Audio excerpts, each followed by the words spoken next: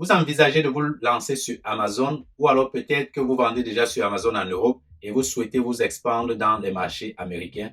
Dans cette vidéo-ci, je vais vous expliquer quelles sont les différences entre les deux grands sites régionaux et ce que vous devez prendre en considération si vous souhaitez vous lancer dans l'un des deux sites. Je suis Alban Dego et dans cette chaîne-ci, on parle d'entrepreneuriat et surtout d'e-commerce. Je vends sur Amazon principalement et sur d'autres canaux comme Etsy, eBay et mon propre site.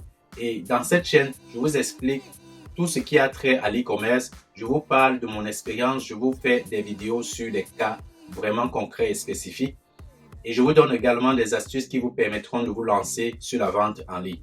Si ça vous parle et si vous êtes intéressé par l'e-commerce, je vous invite à nous rejoindre dans la communauté. Alors ceci dit, abonnez-vous et activez la cloche de notification pour recevoir les prochaines vidéos. J'ai également un e-book qui est en cours de préparation. Il sera prêt très bientôt, d'ici 2 à 3 jours après quelques modifications. Et je vous l'enverrai si vous êtes intéressé. Alors, regardez dans la description et le premier commentaire. Il y a un lien sur lequel vous devez cliquer et me donner juste l'autorisation. Et je vous enverrai le e-book lorsqu'il sera disponible. Alors, sans plus tarder, nous allons passer à la vidéo. Et je vais vous expliquer quelles sont les différences entre vendre dans les pays nord-américains ou vendre en Europe. D'abord, dans un premier temps, ce que vous devez savoir, c'est que lorsque vous vous inscrivez pour un compte vendeur en Amérique du Nord, ce que vous devez prendre en considération, c'est le fait que vous avez accès à Amazon au Canada, aux États-Unis et au Mexique. En Europe, lorsque vous vous inscrivez pour un compte vendeur, vous avez le choix entre 8 pays, notamment l'Angleterre, l'Allemagne, la France, l'Italie, l'Espagne, la Hollande, la Suède et la Pologne qui ont rejoint Amazon très récemment. Amazon aux États-Unis reste le plus gros marché, suivi de l'Europe tout entière, dont les 8 pays dont je venais de citer. Nous allons donc entrer maintenant dans les différences entre les deux régions si vous souhaitez, si vous ne savez pas lequel choisir, soit vendre aux États-Unis ou vendre en Angleterre. Cette vidéo-ci va vous expliquer exactement ce que vous devez savoir. Il y a beaucoup de facteurs à prendre en compte lorsque vous enregistrez votre entreprise pour vendre sur Amazon. Notamment, il y a un point assez spécial que vous devez considérer lorsque vous importez la marchandise dans les différents pays. La taxe sur l'importation. C'est un point à prendre en considération lorsque vous voulez vendre en Europe. Ceci dit, à chaque fois que vous voulez importer de la marchandise depuis la Chine jusqu'aux entrepôts d'Amazon ou jusqu'à chez vous, vous devez payer une taxe sur l'importation de votre marchandise. Et cette taxe est appelée la TVA. C'est une des grosses différences à prendre en considération lorsque vous voulez vendre soit aux États-Unis ou en Europe. En Europe, cette taxe est d'environ 20% que vous payez sur vos marchandises lorsque celles-ci entrent dans les pays de l'Union européenne et même en Angleterre. Elle peut varier de 19, de 17, de 18 jusqu'à 20 à 21%, voire même 23% en fonction du pays. Si vous stockez votre marchandise dans l'un des 8 pays de l'Union européenne, qui n'est pas votre pays de résidence, vous devez également vous enregistrer pour la TVA. Mais aussi, vous pouvez avoir votre stock dans un seul pays. On va prendre le cas de la France. Vous pouvez stocker votre stock en France et vendre dans toute l'Union européenne sans être inscrit à la TVA. Cependant, vous ne devez pas dépasser le seuil qui est environ de 10 000 € actuellement où je tourne cette vidéo. Lorsque vous avez dépassé ce seuil, vous devez vous enregistrer dans tous les pays où vous souhaitez continuer à vendre votre marchandise. Ça, c'est l'une des grosses différences à comprendre lorsque vous vous lancez sur Amazon en Europe. Une autre chose que vous devez également prendre en considération, c'est qu'il existe différents taux de TVA en fonction du produit que vous vendez. Il peut varier de 0 à 20%. Ceci, maintenant, ce sera en fonction du produit. Aux États-Unis, il n'y a pas de taxe sur l'importation. Vous payez juste les frais de douane. Ce que j'ai oublié de mentionner également, lorsque vous importez de la marchandise en Europe, vous payez également les frais de douane. Donc, ceci, c'est incontournable. Mais en ce qui concerne la taxe, c'est totalement différent. Vous ne payez pas de taxe à l'importation lorsque vous faites entrer votre marchandise aux États-Unis. Mais il y a une taxe qui est assez complexe à comprendre, c'est la taxe lorsque vous faites vos ventes. Aux États-Unis, la taxe de vente est beaucoup plus complexe à comprendre. Elle est appliquée et varie selon les lois de chaque État. Alors, le taux de taxe appliqué sur la vente de votre produit sera en même temps le taux de taxe national et le taux de taxe local de l'adresse à laquelle votre commande sera expédiée. Par exemple, si vous vendez dans un État qui n'impose pas de taxe de vente, vous pouvez toujours voir la taxe calculée sur votre commande si elle est expédiée dans un autre État. Le montant de la taxe facturée dépend également de plusieurs autres facteurs, notamment l'identité du vendeur, le type d'article vendu, quand la commande est expédiée et d'où vient la commande, et aussi l'adresse de livraison où la commande sera expédiée. Il est donc important de comprendre cet aspect qui peut compliquer les choses ou rendre les choses faciles en fonction de votre propre point de vue. Et si vous gérez les taxes de manière incorrecte, ça peut beaucoup jouer sur votre profit et même amener à une suspension de compte. La fiscalité n'est donc pas le seul obstacle que vous devez prendre en compte. Il y a également la certification et les réglementations sur les produits que vous importez. Il existe des réglementations totalement différentes entre l'Union européenne et les États-Unis, auxquelles un produit peut devoir se conformer. Et c'est particulièrement important pour les catégories de produits consommables, les produits de beauté, les produits électroniques. Par exemple, aux États-Unis, la norme minimale pour les tests sur les produits en silicone est la FDA, tandis que vendre les silicones dans les pays comme en Allemagne ou en France peut être beaucoup plus strict au niveau du test. Et ce ne sera pas la FDA qui va s'appliquer, mais plutôt la LFGB.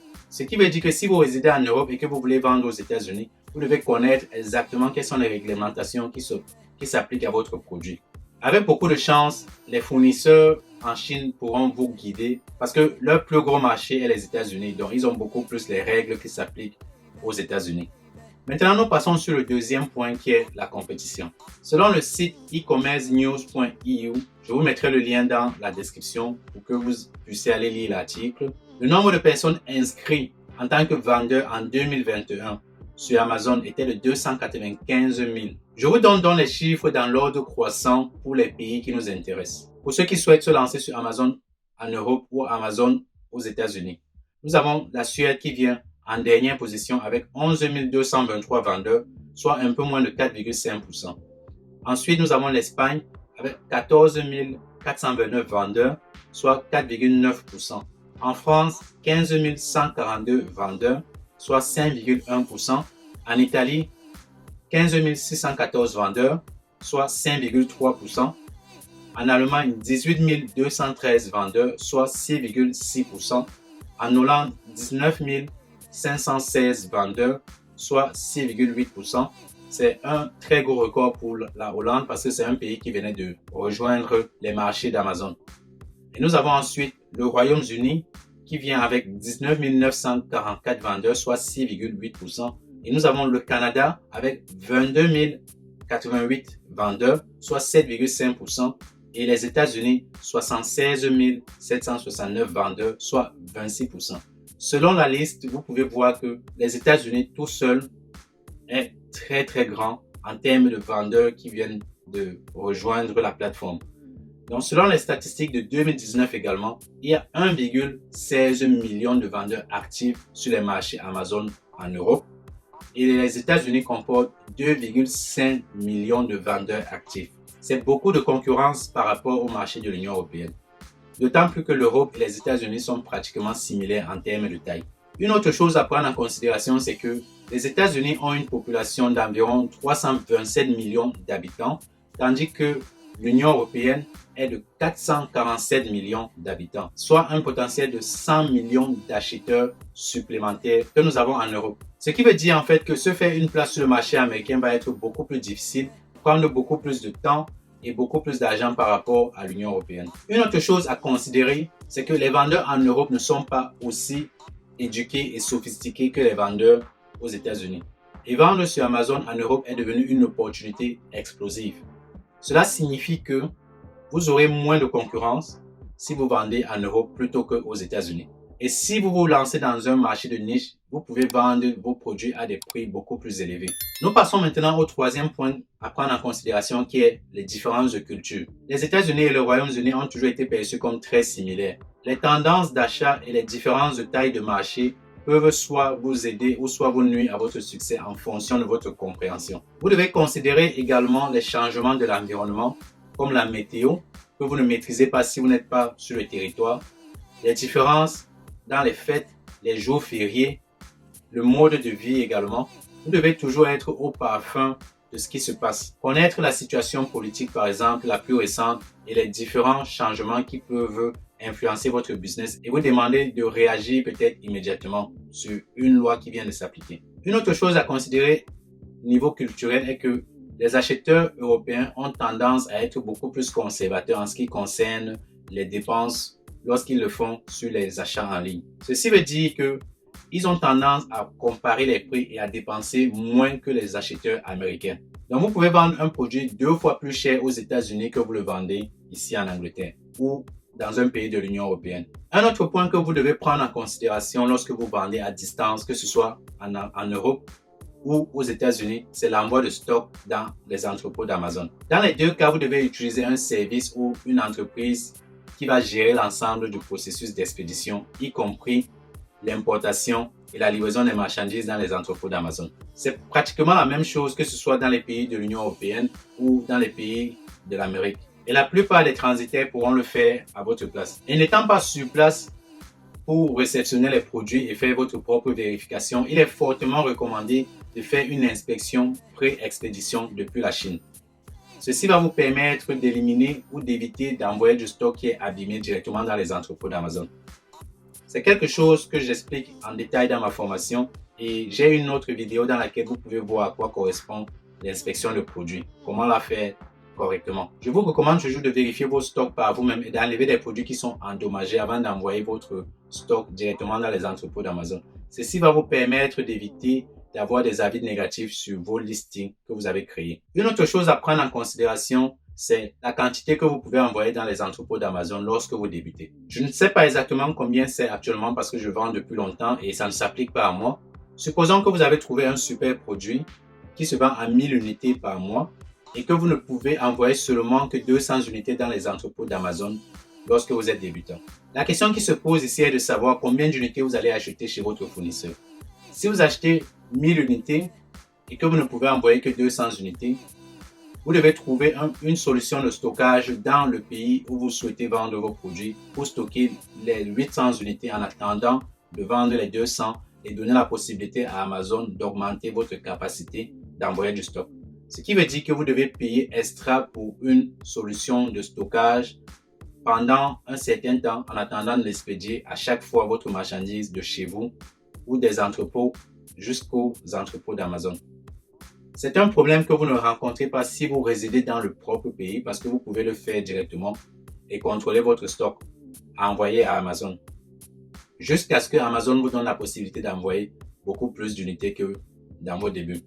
Actuellement, je peux envoyer plus de 20 000 unités dans les entrepôts d'Amazon. Donc, ce qui veut dire que je peux directement acheter la marchandise depuis la Chine et les expédier sans même les avoir vues dans les entrepôts d'Amazon. Mais pour un débutant, ce n'est pas le cas et ce n'est pas possible. C'est un très gros obstacle lorsque vous souhaitez vous lancer sur des pays comme les États-Unis, mais vous résidez en France dans un début. Une autre différence que j'ai notée et dont on devrait parler, c'est les options d'exécution, les options de FBA. Le service FBA est légèrement différent en ce qui concerne la vente en Europe plutôt que la vente aux États-Unis.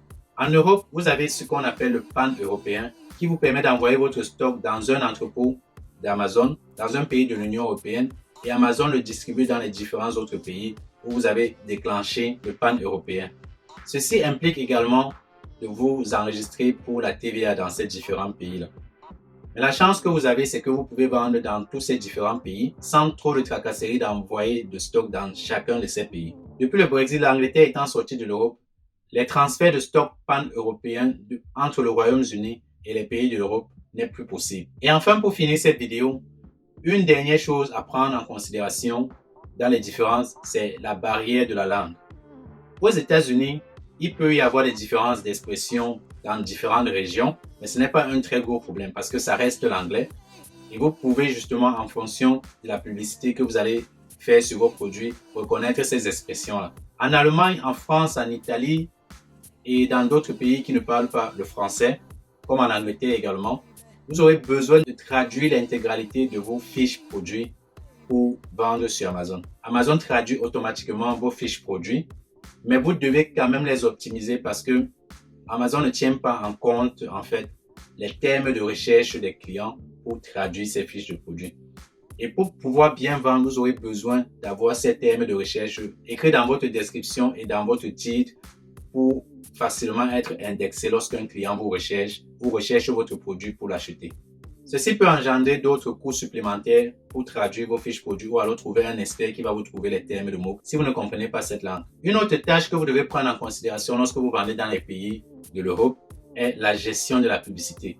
Un peu comme la gestion des mots-clés et des expressions, vous devez gérer la publicité dans chacun de ces pays. En Europe, il va s'agir de 8 différents sites de vente, donc vous devez gérer la publicité dans ces 8 différents sites de vente.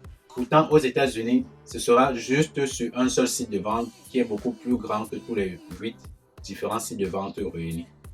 Donc, vous devez prendre cela en considération également lorsque vous choisissez soit de vendre en Europe ou aux États-Unis.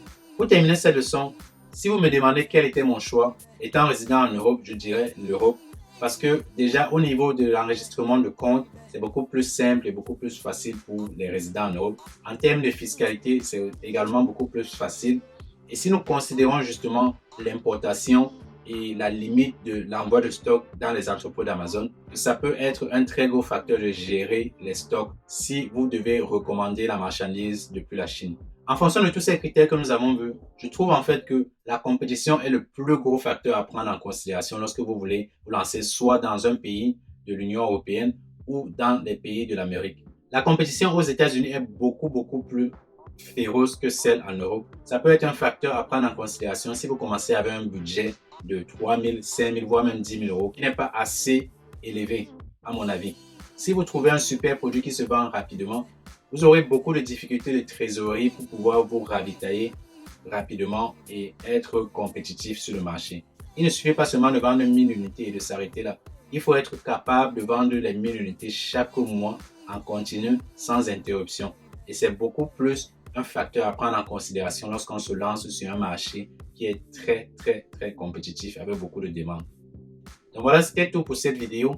J'espère que vous pouvez faire la part des choses et choisir quel est le marché qui vous intéresse le mieux. Pour l'instant, ce que je recommande de faire pour tous ceux qui sont en Europe, c'est de s'enregistrer dans l'un des marchés européens, de s'étendre dans plusieurs marchés en Europe et peut-être plus tard s'étendre dans les marchés aux États-Unis. De cette manière, vous allez dans un premier temps maîtriser toute la chaîne logistique des marchés en Europe, comment l'importation fonctionne depuis la Chine jusqu'à chez vous, comment est-ce que vous gérez la publicité également. Et plus tard, lorsque vous allez maîtriser tous ces aspects, vous pouvez en toute sécurité vous lancer dans un marché aux États-Unis où vous n'êtes pas présent sur place et vous saurez comment gérer la partie logistique qui peut être la partie la plus difficile à gérer lorsque vous n'êtes pas sur le territoire. Donc voilà, c'était tout pour cette vidéo. J'espère que vous avez aimé. Laissez-moi des likes et abonnez-vous également à la chaîne pour recevoir les prochaines vidéos. Je vous donne rendez-vous dans la prochaine vidéo qui sera disponible très bientôt. Alors activez la cloche de notification pour ne pas la rater. C'était Alban Degoué. Je vous dis merci d'avoir regardé la vidéo jusqu'ici. On est ensemble. Ciao.